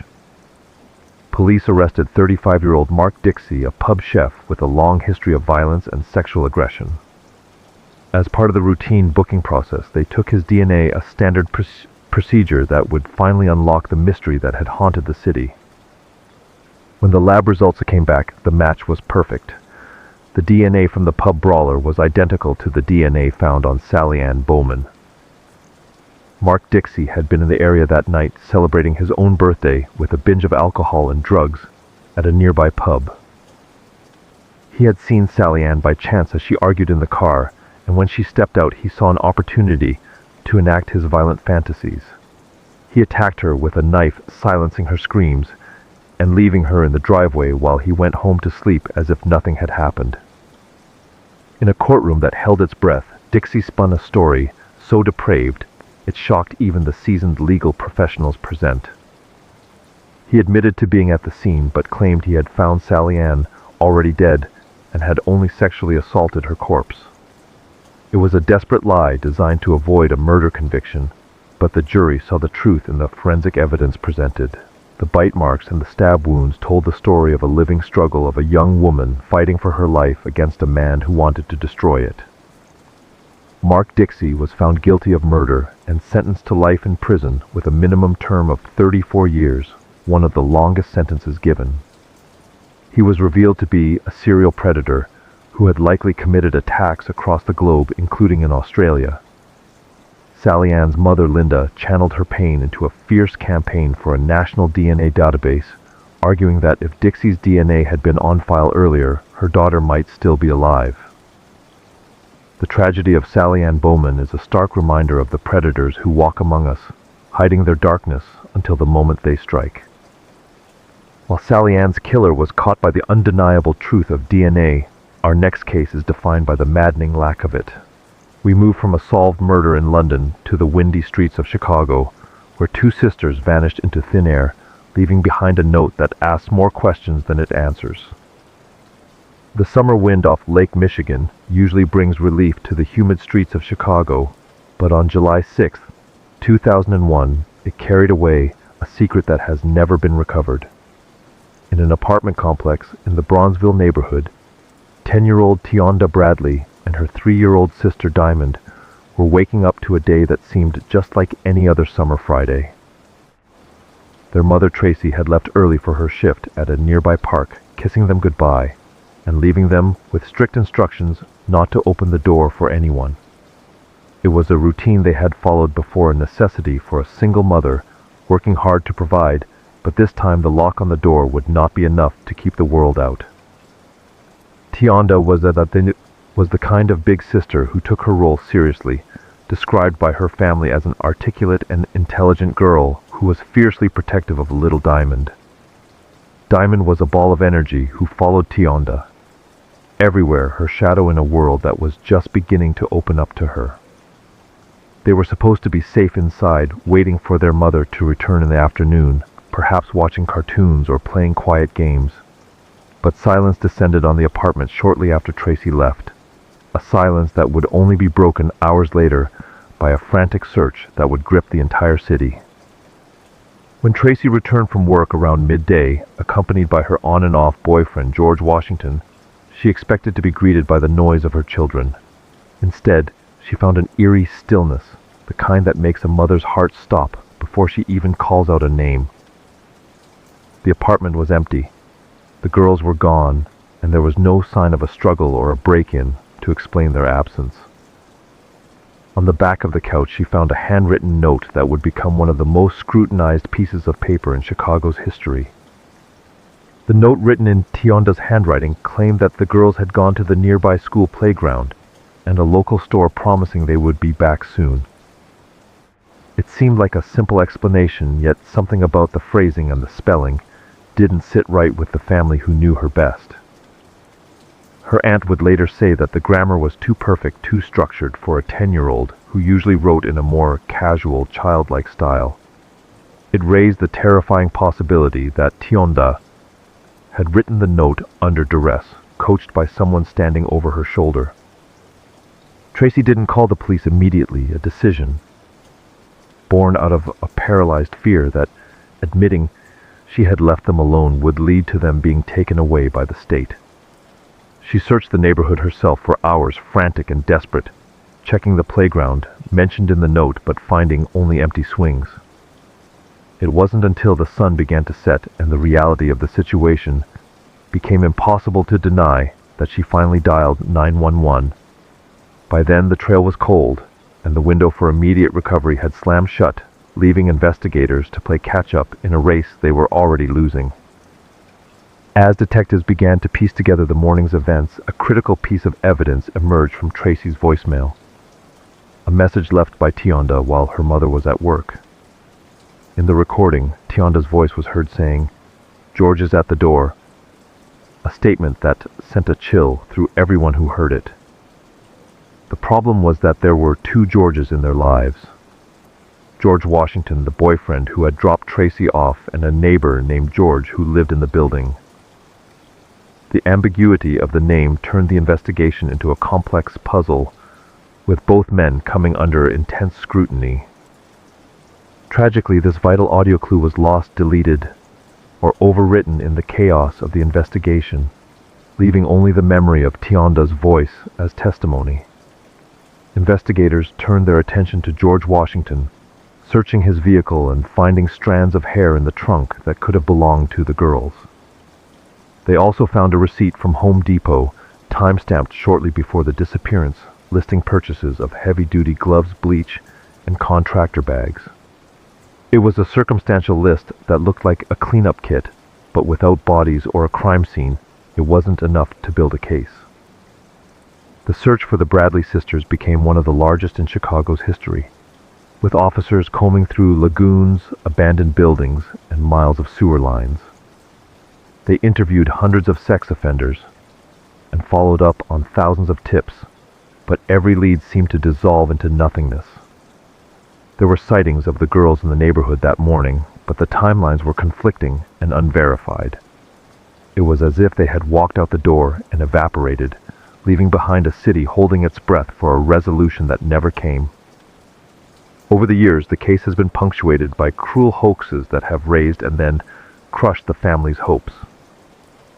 In 2019, a woman in Texas reached out on social media claiming to be Tionda, saying she and her sister were alive and well. She sent photos that bore a striking resemblance to the age-progressed images, sparking a frenzy of excitement and relief. But when the FBI investigated, the claim was proven to be a lie, a twisted game played by someone seeking attention at the expense of a grieving family. Tracy Bradley has faced her own scrutiny, with police describing her as uncooperative at times, and the public judging her decision to leave the girls alone. She took a polygraph test early in the investigation and passed, but the shadow of suspicion has never fully lifted from the adults in the girls' orbit. She moved away from the old neighborhood and changed her number, but she has never stopped holding vigils for her daughters. She believes in her heart that they are still alive, perhaps living under different names, unaware of the mother who still waits for them. The great aunt of the girls, Sheila Bradley Smith, has become the keeper of the flame, tirelessly working to keep their names in the media. She travels to the site of their disappearance every year, marking the anniversary with prayers and balloons, refusing to let the city forget. She believes that someone knows exactly what happened that morning, that the truth is locked away in a memory that guilt will eventually unlock. Until then, the Bradley sisters remain the faces on the poster forever. 10 and 3, frozen in the summer of 2001. The wind in Chicago still blows through the streets of Bronzeville, carrying the unanswered questions of a family who cannot grieve without a grave. While the Bradley sisters vanished into the unknown, our next victim was lured into a trap by someone who knew exactly where she was going. We leave the urban mystery of Illinois for the rural roads of California, where a young woman's text messages become the only map to her murder. The cornfields of the San Joaquin Valley are vast and isolating walls of green stalks that rustle in the wind and hide everything that lies beneath them. On a sweltering day in October 2011, a farm worker was moving through the rows when he stumbled upon something that shattered the harvest routine. It was not a piece of machinery or a lost animal, but the skeletal remains of a young woman who had been missing for 2 months. She was naked, lying face down in the dirt, a victim of an execution that had taken place miles away from anyone who could hear her scream. Delaney Carlson was 23 years old, a spirited and adventurous woman who had moved from Idaho to Stockton, California, to start a new chapter. She was living with her aunt and cousin, saving money for college and exploring the social scene of her new city. She loved the outdoors and had a confidence that allowed her to make friends easily, unaware that her friendly nature was being misinterpreted by someone close to her. On the night of August 7th, she went out to Finnegan's Pub and Grill, a popular spot where she felt comfortable enough to separate from her friends. As the night wound down, Delaney ran into 2 men she knew, her on and off boyfriend Jacob, and a mutual acquaintance named Jason Gilly. Jacob and Delaney had a history of volatility, and they argued that night, drawing attention from others in the bar. But it was Jason who stepped in, playing the role of the peacemaker and the safe alternative to a fighting ex-boyfriend. When Delaney left the bar, she didn't go with Jacob. She left with Jason, trusting that his offer of a ride or a place to hang out was genuine. When Delaney didn't come home by the 3 a.m. curfew, her aunt had panic set in quickly, as it was unlike her to be out of contact. Her Aunt Maggie began calling hospitals and jails, hoping for a simple explanation, but Delaney's phone was dead and her social media was silent. Police initially looked at Jacob given their public argument, but his alibi held up, shifting the spotlight to the last person seen with her. Jason Gilly seemed cooperative at first, claiming he had simply dropped her off and hadn't seen her since. But investigators began to uncover a digital trail that painted a disturbing picture of Jason's interest in Daleen. In the 3 days leading up to her disappearance, he had sent her over 200 text messages, a barrage of communication that bordered on obsession. The messages were demanding and sexual, revealing a fixation that Daleen had tried to laugh off or ignore. He wasn't just a friend offering a ride. He was a man who felt entitled to her attention and was losing patience with her rejection. Surveillance footage from a Food 4 Less store captured the two of them buying alcohol in the early hours of the morning, contradicting Jason's initial timeline. Faced with the video evidence, Jason changed his story, admitting they had gone back to his house. He claimed they had consensual sex, but that she got angry afterward and demanded to be let out of his car in the middle of nowhere. It was a story full of holes designed to explain why he was the last person to see her alive, while distancing himself from her fate. The breakthrough came not from his words, but from the silent testimony of ballistics and location data. Police discovered that Jason owned a gun, and when they tested it, the casings matched those found at the crime scene in the cornfield. Cell phone towers placed him and Daleen in that remote area at the exact time she vanished, shattering his lies about dropping her off in the city. The police realized that the consensual encounter he described was likely a violent assault that he was desperate to cover up. The forensic evidence at the scene told the story of a terrifying final walk into the dark field. Daleen had been shot 5 times with several bullets, striking her in the back and one in the back of the head. It was an execution-style killing, suggesting she was on her knees or running away when he opened fire. He had stripped her of her dignity and her life, leaving her body to the elements while he went home to wash his clothes and continue his life as if nothing had happened. During the trial, the prosecution argued that Jason had raped Daleen and then killed her to prevent her from reporting the crime. He had driven her miles out of town, marching her into the cornfield with a cold determination to silence her forever. The jury found Jason Gilley guilty of kidnapping and murder, though the rape charge resulted in a mistrial. He was sentenced to life in prison without the possibility of parole, a predator who had masked his obsession as friendship until it was too late. Daleena's family was left with the heartache of knowing her kindness had been weaponized against her by a man she thought she could trust. The cornfields of Stockton returned to their silent growth, but they held the memory of a young woman whose dreams were cut short by a bullet. While Daleen was betrayed by a friend, she knew our next victim was targeted by a man who inserted himself into a family's grief to play the hero. We move from the fields of California to the streets of Manchester, where a missing boy's search is led by the very monster who took him. On a rainy bank holiday in May 1997, the Levis family sat down for dinner in Manchester, but there was an empty chair where 8-year-old Jamie should have been. Jamie was a tiny boy for his age, standing just 4 feet tall and wearing clothes meant for a child much younger. But his personality was huge and mischievous. He was afraid of the dark and never stayed out late, so when the streetlights flickered on and he hadn't burst through the door, his parents knew immediately that something was wrong. They searched the local streets and called his friends, but the boy who loved playing on the buses had simply vanished into the gray English evening. As the police launched a massive search, a man stepped forward from the shadows of the community, presenting himself not as a suspect but as a savior. 28-year-old Darren Vickers was a local bus driver who lived just a few streets away, and he claimed to have seen Jamie on his bus that day. He told the frantic parents that Jamie had bought a day-saver ticket and ridden the route for hours just enjoying the journey before getting off near his home. Vickers didn't just offer a witness statement. He offered his life, embedding himself into the heart of the grieving family with a terrifying intensity. Vickers moved into the Lavis home sleeping under the same roof as the parents, whose son he had murdered, playing the role of the devoted friend to perfection. He became the unofficial spokesperson for the family, holding press conferences where he begged for Jamie's safe return, looking straight into the cameras without blinking. He organized searches, printed flyers, and even asked Jamie's parents to be godparents to his own unborn child, binding himself to them in a sick twist of manipulation. The police watched with growing unease as he acted like a kingpin, shielding the family from investigators and controlling the flow of information.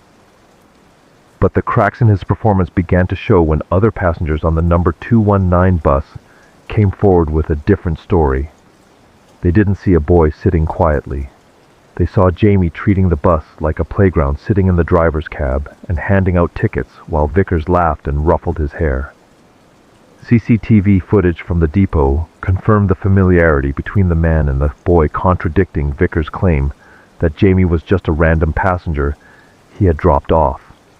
It became clear that Vickers had been grooming the boy, allowing him to feel special and important before leading him into a trap. The breakthrough came from the brave testimony of local teenagers who recognized Vickers from the news and realized they had narrowly escaped him. They told police that Vickers had tried to lure them into a dense wooded area called Reddish Vale, using disturbing tactics to get them alone. One boy revealed that Vickers had taken him to the edge of the woods, pointed into the darkness, and chilled him to the bone by saying, "That's where your brother is." It was a taunt disguised as a threat, a slip of the mask that revealed the predator lurking beneath the helpful neighbor. Guided by these accounts, police descended on the woods, conducting a fingertip search of the undergrowth that Vickers had visited. Deep in the brush, hidden under a tarp, they found the clothes Jamie had been wearing, neatly piled as if waiting for him to return. Nearby, the grim discovery of a small jawbone and scattered remains confirmed the family's worst nightmare. Jamie wasn't missing. He had been taken there and discarded. The man who had held their hands and cried with them on television had led the search parties away from the very spot where he had buried their son. When arrested, Vickers turned vicious, trying to blame Jamie's father for the crime and spinning wild lies about an affair with Jamie's mother. He forced the grieving mother to take a blood test to prove her unborn baby wasn't his, a final act of psychological torture from a man who knew no bounds. But the jury saw through the theater, convicting him of abduction and murder, ensuring he would spend a minimum of 25 years in prison. He was attacked in prison years later, a violent end to the control he once exerted over an entire community. The betrayal of the Levis family remains one of the most chilling examples of a wolf in sheep's clothing, a predator who fed on the grief he caused. While Vickers inserted himself into the investigation to hide his guilt, our next killer remained on the periphery, leaving a single clue at the scene that taunted investigators for years. We move from the woods of Manchester to a college apartment in North Carolina, where a handwritten note on a takeout bag becomes the centerpiece of a 9-year mystery. On a bright September morning in 2012, the college town of Chapel Hill was waking up to a new semester, but inside an apartment at Hawthorne at the view time had stopped forever. 19-year-old Faith Hedgepeth lay dead in her bedroom, the victim of a brutal assault that had turned her safe haven into a slaughterhouse. Beside her body, investigators found a chilling message scrawled on a fast food bag that read, "I'm not stupid, bitch. Jealous." It was a taunt that seemed personal, a clue that pointed to a crime of passion, yet it would lead detectives on a winding path of frustration for nearly a decade. Faith was a vibrant sophomore at the University of North Carolina, a first-generation college student with dreams of becoming a pediatrician and lifting her family up. She had spent the night of September 6th at the library before heading out to a club called The Thrill with her roommate, Karina Rosario, to dance and unwind. They left the club around 2 in the morning, captured on CCTV, laughing and stumbling, slightly unaware that the clock was ticking down on their final moments together. They returned to their apartment, a place surrounded by trees with only one way in and out, believing they were safe for the night. The hours between 3 and 4 in the morning were a blur of activity that would later be scrutinized by police for years. A neighbor reported hearing heavy thumping noises from the apartment upstairs, sounding like furniture being overturned or a heavy bag hitting the floor. Digital footprints showed Faith texting her ex-boyfriend, and accessing Facebook's small signs of life in the quiet hours before dawn. Then at 4:27, Karina left the apartment to spend the night elsewhere, making a fatal error that would haunt the investigation. She left the front door unlocked. When Karina returned the next morning with a friend, they called out for Faith, expecting a groggy response from the bedroom, but were met only with silence. They found Faith partially covered by a blanket. Her life ended by a severe blunt force trauma to the head that shattered her skull. The murder weapon was not a gun or a knife, but a heavy Bacardi rum bottle found shattered at the scene, used with terrifying force. Police secured the scene, collecting the strange note and 52 pieces of evidence, including DNA, that suggested a sexual assault had taken place during the attack. The investigation initially focused on the men in Faith's life, including an ex-boyfriend who had a history of conflict with her, but their DNA did not match the sample found at the scene. Years passed with agonizing slowness, the case growing colder, despite the release of a composite sketch based on the genetic profile of the killer. The sketch suggested a man of Latino or Native American descent, but without a name or a face in the system. It was just a ghost on a piece of paper. Faith's family waited in limbo, holding on to the hope that science would eventually catch up with the monster who had destroyed their lives. The breakthrough finally came 9 years later, not through a grand confession, but through a routine traffic stop for drunk driving in a neighboring county. 28-year-old Miguel Enrique Salguero Olivares was arrested, and his DNA was entered into the system as part of the standard procedure for his charges. The match was instantaneous and undeniable, linking the drunk driver directly to the crime scene in that college apartment a decade prior. He had been living in the area the entire time, a silent predator who had evaded justice until a simple mistake behind the wheel brought him down. Miguel was charged with first-degree murder, bringing a measure of relief to a mother who had prayed every day for an answer to her daughter's death. The note on the bag, once thought to be the key, turned out to be a distraction from the cold, hard truth of genetic evidence. While Faith's killer was caught by science, our next case involves a killer who was caught by his own son's innocent observation. We move from the college dorms of North Carolina to a family home in England, where a missing red rug becomes the undoing of a violent father. On a Sunday night in Milton Keynes, a 6-year-old boy woke up to a sound he later described as thunder and smashing glass. He crept out of bed and peered through the gap in the living room door, witnessing a scene that no child should ever see. His father was scrubbing the floor in the middle of the night, desperate to clean the large red rug that had always been the centerpiece of the room. By morning, the rug was gone, and so was his mother, leaving a silence that would soon be filled with police sirens. Natalie Hemming was a 31-year-old mother of 3 who was known for her kindness and her devotion to her children. She had spent 10 years with Paul Hemming, a relationship that her family described as toxic and deeply controlling from the very beginning. Paul was a man who used fear as a currency, once driving her into the woods to break her nose and forcing her to sleep naked on the floor as a punishment.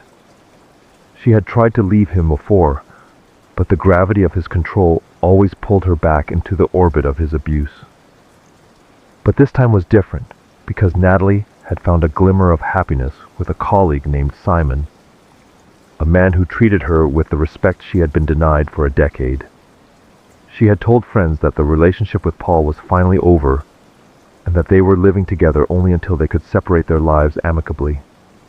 She made plans for a new future, believing that Paul had accepted the end of the romance, unaware that his calm demeanor was just the quiet before the storm. She sent messages to Simon that evening, full of hope, until the replies suddenly stopped coming. On the evening of May 1st, Natalie returned to the home on Alderney Avenue after spending the weekend with her new partner. Paul was waiting for her, and although he later claimed she simply left after a conversation, the walls of the house told a different story. The argument that ensued wasn't a discussion about separation. It was a violent explosion of jealous rage that ended in the living room. Paul attacked her with a heavy ornament, striking her down on the red rug, while their children slept upstairs oblivious to the tragedy unfolding below them. The 6-year-old boy who heard the noise was the only witness to the aftermath, seeing his mother lying under a blanket while his father frantically cleaned. He went back to bed confused and frightened, only to wake up the next morning to be told that his mother had left in the night. Paul, maintaining a chilling composure, packed the children into the car for a day trip to Whipsnade Zoo. They enjoyed a family outing, unaware that their mother's body was likely in the trunk of the very car they were riding in. When Natalie failed to check in with her mother, Margaret, the alarm was raised immediately, because it was unlike her to be out of contact. Margaret went to the house and found Paul acting evasive, claiming Natalie had needed space, and walked out. But her car was still in the driveway, and her purse and phone were gone, details that screamed of foul play to anyone paying attention. The police arrived and found Paul playing the role of the abandoned husband, but his story was full of holes that investigators began to pick apart almost instantly. Paul spun a wild tale to the detectives, claiming that Natalie had confessed to being raped by her new boyfriend and had left in a state of distress. He tried to paint himself as the supportive partner, but his digital footprint betrayed him at every turn. Automatic number plate recognition cameras caught his car driving away from the house late that night, heading toward a wooded area 30 miles away. He had told police he was asleep in bed at that time, a lie that was easily disproven by the surveillance state he lived in. The most damning piece of evidence came from the innocent observation of their young son, who asked child protection officers about the missing rug. He drew a diagram of the living room, pointing out where the rug used to be, and describing the wet patches he had seen his father scrubbing. It was a detail only someone inside the house would know, and it gave the police the probable cause they needed to intensify their search. They appealed to the public for sightings of the rug, knowing it was likely wrapped around the body of the missing woman. Forensic teams descended on the house, finding microscopic traces of blood in the living room that Paul had failed to scrub away. They also found blood in the boot of his car, evidence that he tried to explain away as accidental cuts from gardening or household mishaps. But the volume and placement of the blood told the story of a violent assault and the transportation of a body. The police knew Natalie was dead, and the investigation shifted from a missing person search to a murder inquiry. 3 weeks after she vanished, a man mowing a meadow in Chandler's Cross found human remains hidden in the dense undergrowth. It was Natalie, her body so badly decomposed that a cause of death was difficult to determine, but the fractures to her skull and arm spoke volumes. She had been discarded like refuse in a remote wood, miles from the children she adored, by the man who had promised to protect her. Paul was charged with murder, and the facade of the grieving partner crumbled completely. In court, Paul tried to plead guilty to manslaughter, claiming he had thrown a heavy object at her in a moment of passion and didn't intend to kill her. He argued it was a tragic accident, a momentary loss of control that he instantly regretted. But the prosecution pointed to the history of abuse, the concealment of the body, and the trip to the zoo as proof of a cold, calculating mind. The jury didn't buy his story for a second, seeing the pattern of coercive control that had culminated in the ultimate act of violence. Paul Hemming was found guilty of murder and sentenced to life in prison with a minimum term of 20 years. As he was led away, he turned to Natalie's grieving family and mouthed the words, "I loved every minute," a final act of cruelty from a narcissist. His children were left to be raised by Natalie's sister and mother, who have worked tirelessly to ensure they know the truth about their mother's love. The red rug, once a simple household item, became the symbol of a child's bravery in speaking the truth against his own father. The domestic sphere is often where the deepest dangers lie, hidden behind closed doors until a crack lets the light in. While the rug in Milton Keynes was missed by a child, our next case involves a concrete slab that was noticed by a grandfather. We move from the living room of England to a backyard in Australia, where a Father's Day gift becomes the tomb for a young mother. In the small town of Mannum, South Australia, a grandfather returned home from a trip to find a surprise waiting for him in his backyard. His stepson, Neil Archer, proudly showed him a newly concreted floor in the tool shed, claiming it was a thoughtful Father's Day gift to improve the property. But Lawrence, the grandfather, felt a prickle of unease because Neil was not the kind of man who did favors for anyone without a reason. Beneath the fresh gray surface of that concrete slab, drying in the Australian heat, lay a secret that would soon shatter the family and horrify the entire nation. 20-year-old Jody Myers was a young mother whose entire world revolved around her 2-year-old son Elijah, a little boy she doted on with every ounce of her energy. She lived with her fiancé, 29-year-old Neil Archer, a relationship that her family described as volatile and increasingly isolating. Neil was a man who didn't fit in with her spirited family, often refusing to engage in their celebrations or gatherings, preferring to sit alone in his car while life happened around him. Jody had confided in her loved ones that she was unhappy and planning to leave, unaware that her desire for freedom would trigger a lethal response. The tension reached a breaking point after a family birthday party where Neil refused to eat or celebrate, sitting in his vehicle like a brooding storm cloud. They drove home together that night, and 2 days later, Jody's mother, Lucy, received a text message that immediately raised red flags. The message claimed that Jody had left Neil and gone to stay with friends to sort things out, but crucially it said she had left Elijah behind. Lucy knew instantly that her daughter would never abandon her son, and the phrasing of the text didn't sound like the Jody she knew and loved. As panic set in, Neil and his mother, Margaret Archer, launched a public campaign that seemed designed to deflect suspicion rather than find the missing woman. They appeared on television, pleading for Jody to come home, their faces etched with a concern that many viewers found unconvincing. They spun a tale about seeing Jody get into a red car with a mystery couple, hoping she was just taking some time for herself. It was a classic misdirection, a story planted to give police a wild goose chase while the real evidence lay hardening in their own backyard. Investigators were skeptical of the red car theory and instead turned their attention to the financial footprint left behind in the wake of the disappearance. They found that Jody's bank card had been used to withdraw $250, the last of her savings from a local ATM. But when they pulled the surveillance footage, it wasn't Jody standing at the machine.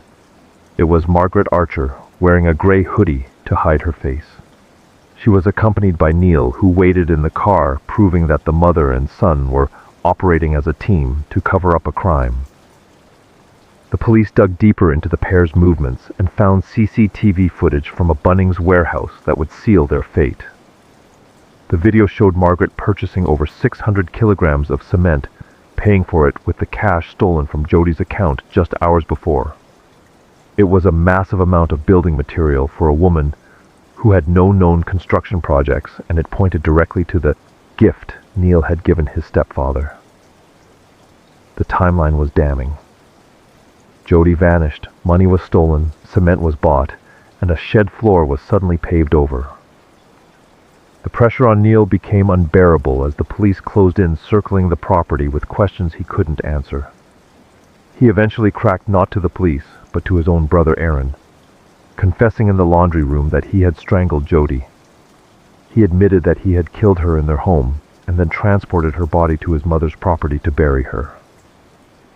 He claimed he did it because he knew she was leaving him and taking their son, a loss of control he refused to accept. His brother, horrified by the admission, told him to turn himself in, but when Neil refused, Aaron went to the police. Police descended on Margaret Archer's property, breaking through the fresh concrete of the toolshed floor to reveal the grim truth beneath. In a shallow grave hidden under the slab that Neil had laid as a Father's Day present, they found the body of Jody Myers. She had been strangled with the cord of a hoodie, her life ended by the man who had promised to marry her. The proximity of the grave to the house meant that Neil and Margaret had been living, eating, and sleeping just meters away from the woman they had murdered and buried.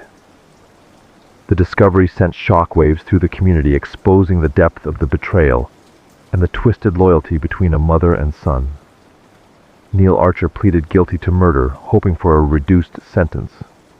But the judge was unmoved by his attempts to bargain. He was sentenced to life in prison with a non-parole period of 20 years, a punishment that ensured he would miss his own son's childhood. Margaret Archer was also charged and sentenced for her role in assisting an offender, having bought the materials used to hide the body of her grandchild's mother. For Jody's family, the pain is a constant presence, especially for young Elijah, who is now growing up without his mother. He lives with his grandmother Lucy, keeping a photo of Jody nearby so he can share his life with her.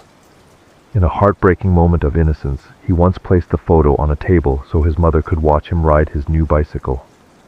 It is a small, poignant reminder of the love that remains even after the concrete has been broken and the truth revealed.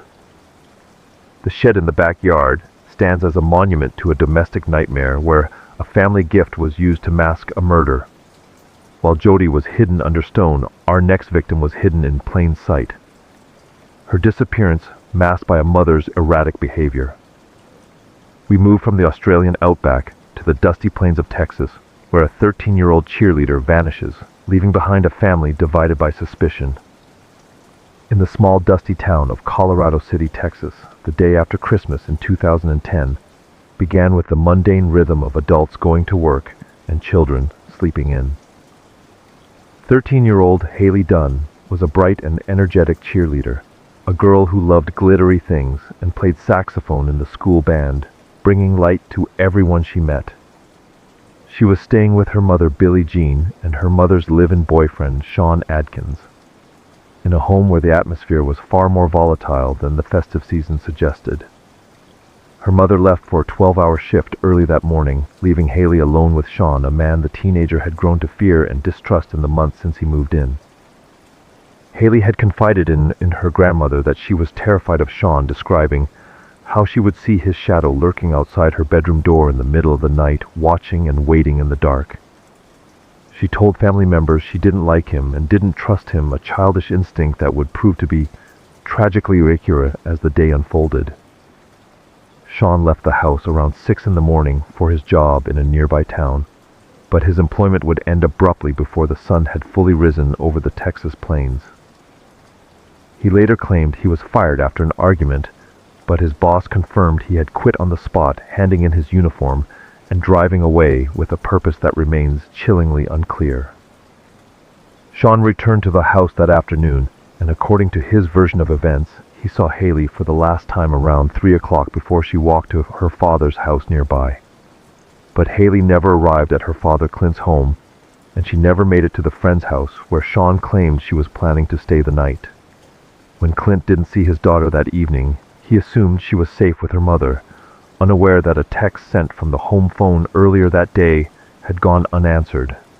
It wasn't until the next day that the alarm was raised and the town realized that the popular middle schooler had vanished into thin air. The behavior of the adults in the days following her disappearance raised immediate red flags for investigators, and the community alike casting a shadow of suspicion over the household. While volunteers scoured the brush and Clint searched dumpsters with his bare hands, Billie Jean and Sean threw a New Year's Eve party.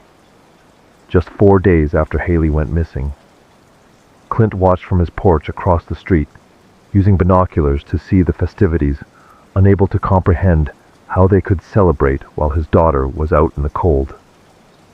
It was a display of indifference that turned public opinion against the couple and fueled the rumors that they knew exactly where Haley was.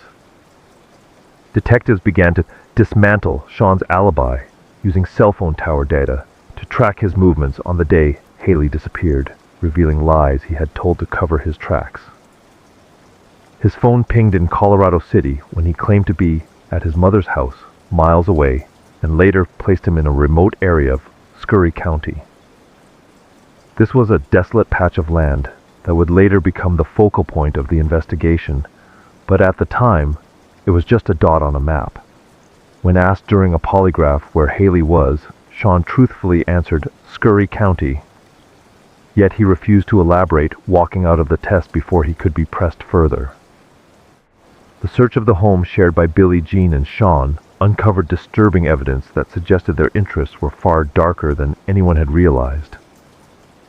Police found printouts of articles about serial killers, sexual sadism, and family murders, a macabre collection that Billie Jean tried to explain away as a casual hobby. They also found bank records showing withdrawals used to purchase narcotics, painting a picture of a chaotic and drug-fueled environment. The home that should have been Haley's sanctuary was filled with the literature of death, a terrifying backdrop for a young girl who had already sensed the danger lurking in the hallway. For 3 agonizing years, Haley remained missing, her face fading on the billboards, while her father Clint fought tirelessly to keep her name in the news. Then in March 2013, a hiker near Lake J.B. Thomas in Scurry County stumbled upon human remains scattered in the dirt. Dental records confirmed it was Haley, found in the exact area where Sean's phone had pinged the day she vanished, just as the polygraph had indicated.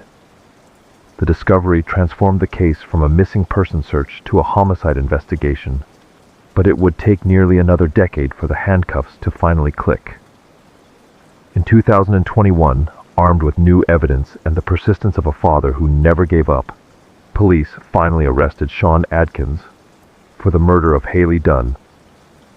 He was charged with killing the girl who had feared his shadow, a crime that her uncle said Sean had once compared to killing a deer, with zero emotion. Billie Jean, who had stood by Sean for years and even served jail time for lying to police about his whereabouts, had eventually split from him, but the damage was done. The justice system moved slowly, but for Haley, it finally arrived, validating the fear she had felt in her own home. The betrayal of a child by the adults responsible for her safety is a wound that never truly heals, leaving a scar on the entire town. While Haley was one child lost to a predator in the family, our next story involves a massacre that wiped out nearly an entire generation of a family in a single night. We move from the dusty plains of Texas to the suburbs of Sydney, Australia, where a jealous uncle wipes out his competition with a hammer in the dark. In the quiet suburb of North Epping, Sydney, the morning of July 18th, 2009 began with an eerie silence that hung over the Lynn family home on a boundary road. Midland's news agency, usually a hub of activity, remained shuttered, prompting his sister Kathy and her husband Robert to drive over and check on the family. They found the front door unlocked and the house still, but as they climbed the stairs to the bedrooms, the silence was shattered by a scene of carnage that defied comprehension. Inside, 5 members of the beloved family lay dead, their faces destroyed by a weapon that had been wielded with a ferocity that left blood on the ceilings. Min and Lily Lynn were hard-working immigrants who had built a successful life, doting on their 2 sons, Henry and Terry, and their daughter Brenda, who was away on a school trip. They shared their home with Lily's sister Irene, creating a tight-knit household that was the envy of their extended family, particularly Min's brother-in-law, Robert Z. Robert, a former medical professional whose career had stalled in Australia, lived just a short walk away with his wife Kathy, seemingly playing the role of the supportive uncle. But beneath the surface of family dinners and badminton games, a deep resentment was festering in Robert, a jealousy of Min's success and a dark fixation on the one family member who wasn't home that night. Police arriving at the scene were confronted with a puzzle that pointed away from a random burglary and toward a calculated execution by someone who knew the home intimately. There were no signs of forced entry, suggesting the killer had a key, and the electricity had been cut from the main box outside, plunging the house into darkness before the attack began. The killer had moved room to room with terrifying efficiency, bludgeoning the adults first, before turning the weapon on the children, who likely woke up to the screams.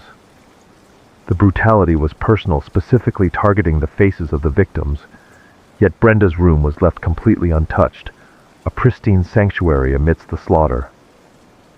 Suspicion turned to Robert Z almost immediately, fueled by his strange behavior at the crime scene, where he seemingly knew where the bodies were, before entering the rooms. He had left his wife Kathy alone in the house of death to go pick up her parents, a bizarre decision that left detectives wondering why a man would leave his wife unprotected if a killer was loose. Investigators found bloody footprints impressed on the carpet made by a specific type of Asics gel trainer that Robert was known to wear. He was seen on surveillance cameras destroying a shoebox and flushing it down the toilet, a desperate attempt to erase the link between his feet and the blood on the floor. The most damning piece of evidence was found not in the house of horrors, but on the floor of Robert's own garage, a tiny overlooked smear known as Stain 91.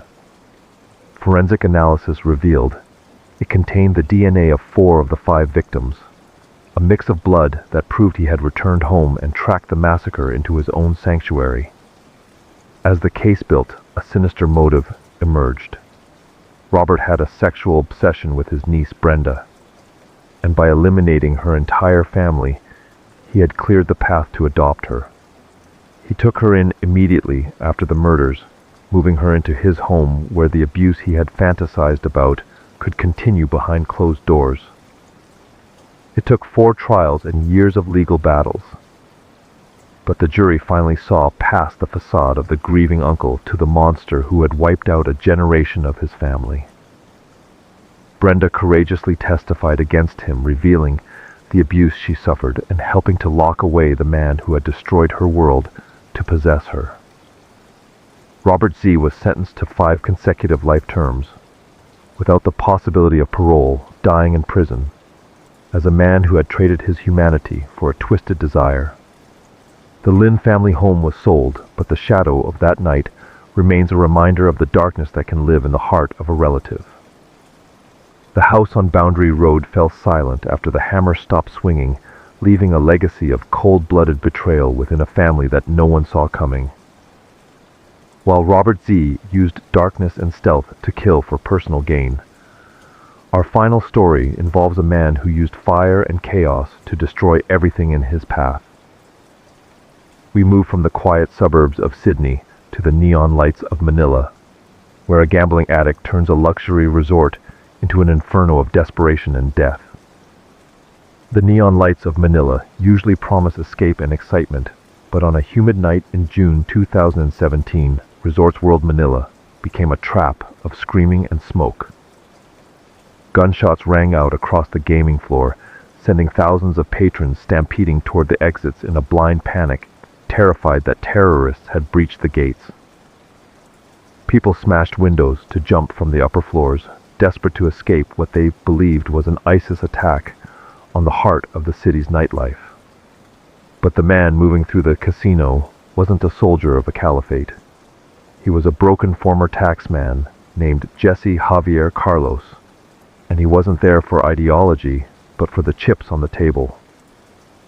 To understand the inferno, you have to understand the spark which began years earlier in the life of a man who had once been a respectable government employee.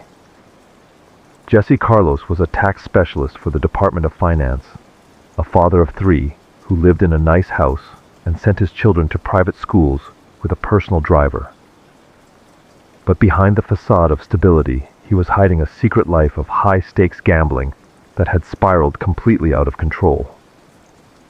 He was eventually fired for misdeclaring his assets caught with millions of pesos he couldn't explain, and his life began to collapse under the weight of a 4 million peso debt. Desperation turned to violence hours before he ever set foot in the casino, starting in a car ride with 2 associates who may have been pressuring him about money. Jesse was riding with a lawyer and a former police officer when he suddenly pulled a gun and shot them both, causing the vehicle to crash and overturn on the street. He crawled out of the wreckage, leaving 2 dead men behind, and limped away into the darkness to prepare for his final act. He went home to change his clothes, and then stopped at a gas station to buy 3 liters of gasoline, the fuel for the fire that would consume him and dozens of innocent strangers. He arrived at the sprawling entertainment complex just after midnight, dressed in black and carrying a heavy bag that concealed an assault rifle and the gasoline. He slipped past the security detail, donning a mask and an ammunition vest as he walked onto the gaming floor with a terrifying calmness. He didn't shoot at the people cowering under the tables. Instead, he poured gasoline over the felt surfaces and ignited them, creating a wall of fire that spread with terrifying speed. He moved to the storage room and shot the locks off the cages, stuffing his backpack with casino chips worth over $2 million money he could never spend. As the fire raged, thick black smoke filled the corridors, turning the luxurious rooms into suffocating chambers for the guests and staff trapped inside. Jesse wandered through the burning building, engaging in a brief shootout with security guards before retreating to room 510 of the Maxim's Hotel. There, surrounded by the flames he had created, he lay down on the bed, covered himself with a thick blanket, and set himself on fire before shooting himself in the head. He died alone in the room, but the true tragedy was discovering the 37 other people who had perished from smoke inhalation, huddled in bathrooms and hallways, unable to find a way out. The authorities quickly dispelled the rumors of terrorism, revealing the gunman as a lone addict driven to madness by financial ruin and a loss of status. The chips he stole were recovered useless plastic tokens that had cost nearly 40 lives, proving the senselessness of his final gamble. Resorts World Manila eventually reopened, but the scars of that night remain etched in the city's memory, a reminder of how quickly a sanctuary of leisure can turn into a nightmare. Jesse Carlos wanted to reclaim the fortune he had lost, but in the end, he only succeeded in destroying everything around him, leaving a legacy of ash and grief. The smoke has cleared over Manila, but the silence left by 38 lost lives hangs heavy over the city, a lasting testament to the destructive power of one man's desperate gamble. That was 20 stories for tonight, tales of betrayal, obsession, survival, and the dark mysteries that keep us awake in the early hours.